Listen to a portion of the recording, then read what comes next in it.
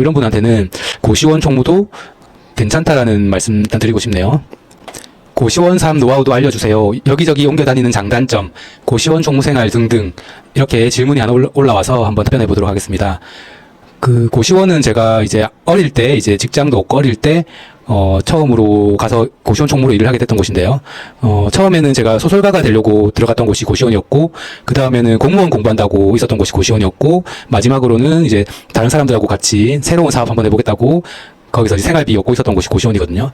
그래서 저처럼 뭔가 공부를 한다든지 뭐 소설을 쓴다든지 뭐 자기 사업을 하는데 약간 뭔가 준비 작업이 많이 필요하신데 돈은 당장 없고 집도 없고 뭐 이사를 했거나 그런 이유로 집도 없고 뭐 밥비도 좀 그렇고 생활비도 좀 없고 이런 분한테는 고시원 총무도 괜찮다라는 말씀 일단 드리고 싶네요. 일도 막 그렇게 엄청 복잡하고 어려운 게 아니라 또 체력적으로 뭐 엄청난 고통을 주는 그런 일이 아니기 때문에 좀 체력 약하신 분들도 할 수 있다고 일단 생각됩니다.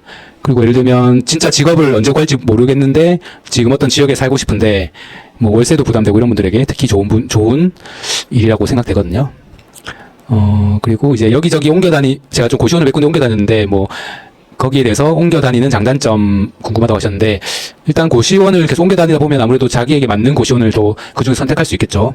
그리고 또 고시원을 옮길 때 이제 자기 짐이 보통 작기 때문에 뭐 그렇게 부담스러운 짐이 아니기 때문에 뭐 옮기는 게 어렵지도 않거든요. 그래서 이렇게 뭐 무조건 자주 옮겨 다니는 건 아니지만 그냥 뭐 질린다든지 아니면 새로운 곳 어떤 곳 살고 싶다든지 이런 경우에 이제 고시원을 옮겨 다니면 될 것 같습니다. 그러면 이제 각 지역에 있는 그 지역의 뭐 맛집도 갈 수 있고 그 지역의 장점과 단점을 이제 또 경험해 볼 수 있겠죠. 단점은 당연히 이렇게 자주 이사를 다니면 아무리 짐이 작아도 이사비 몇만 원 들 거잖아요. 그런 몇만 원과 또 이삿짐 싸야 되고 이런 번거로움이 있을 겁니다. 그리고 만약에 총무로서 고시원을 자주 옮겨 다니면 이제 원장님 스타일도 다 다르기 때문에 그 각 고시원마다 원장님 스타일에 또 적응을 해야 되고, 잘못 만나면 이제 또 고생을 할 수가 있습니다. 원장님도 스타일 잘못 만나면.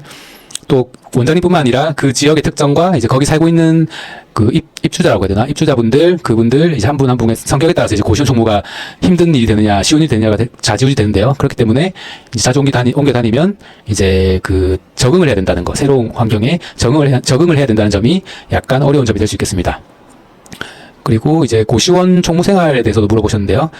고시원 총무 생활은 사실 어떻게 보면 하루 종일 자기 하고 싶은 거 하면서 뭐 공부라든지 사업 준비라든지 뭐 그런 거 하면서 이제 해야 될 일 있을 때 딱딱 하면 된다. 뭐 그렇게도 볼 수 있고요. 반대로 총무일을 하루 종일 하면서 그 총무일이 없을 때 자기 공부라든지 그리고 자기 하고 싶은 것들을 할 수 있다. 이렇게도 볼 수 있거든요. 그거는 이제 그 고시원이 얼마나 좀 힘드냐 안 힘드냐에 따라서 그 어떤 관점이 좀 바뀌는 것 같아요. 제가 예전에 일하던 이제 방 많은 고시원 같은 경우에는 이제 일이 더 많았고 자유시간이 아무래도 상대적으로는 적죠. 일반 다른 고시원 총무들에 비해서. 하지만 좀 낙후되거나 좀 방이 개수가 작거나 뭐 그런 곳 같은 경우에는 고시원 총무로서 할 일이 거의 없고 제일 중요한 거는 기본적인 일들만 하면 되는 거.